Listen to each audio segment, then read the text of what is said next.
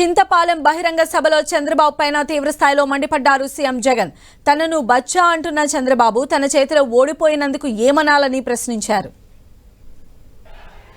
చేసిన మంచి ఏది లేదు కాబట్టి ఎన్నికలు వచ్చేసరికి ఆ చేసిన మంచిని చూపించలేక ఇక మీదట ఇది చేస్తాం, ఇక మీదట ఇది చూస్తామంటూ మళ్ళీ భ్రమలు కల్పిస్తూ మళ్ళీ మోసానికి తిరుగుతా ఉన్నా ఇటువంటి అన్యాయస్తులను ఓడించేందుకు మీరంతా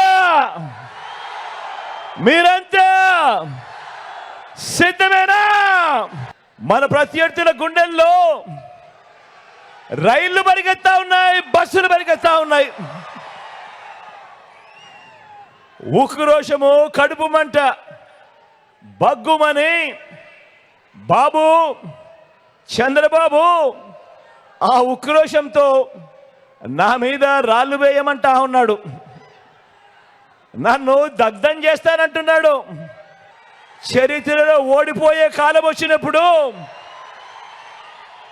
విలన్లందరికీ కూడా అటువైపున హీరోలందరూ బచ్చాలుగానే కనిపిస్తూ ఉంటారు. అయ్యా చంద్రబాబు,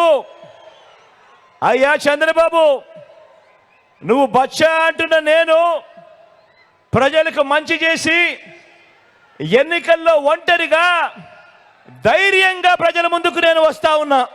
నన్ను సీఎంగా చేశావు కదా, మరి పేదలకు నువ్వు చేసిన మంచి ఉంటే నువ్వెందుకయ్యా బచ్చాను చూసి భయపడుతూ పొత్తుల కోసం ఎగబడతా ఉన్నావు అని అడుగుతా ఉన్నాను చంద్రబాబును. ఈ 75 ఏళ్ల వయసులో నువ్వు 10 మందిని ఎందుకు పోగేసుకోవాల్సి వస్తా ఉంది అని అడుగుతా ఉన్నాను. అంతా గమనించండి. నేను బచ్చా అయితే నా చేతిలో చిత్తుగా ఓడిపోయి కేవలం 23 మంది ఎమ్మెల్యేలను మాత్రమే గెలిపించుకున్న నువ్వు ఎవరయ్యా అని అడుగుతా ఉన్నాను. ఓ బాబు, నిన్నే అడుగుతున్నా, ఏమనాలి నిన్ను అని అడుగుతా ఉన్నాను.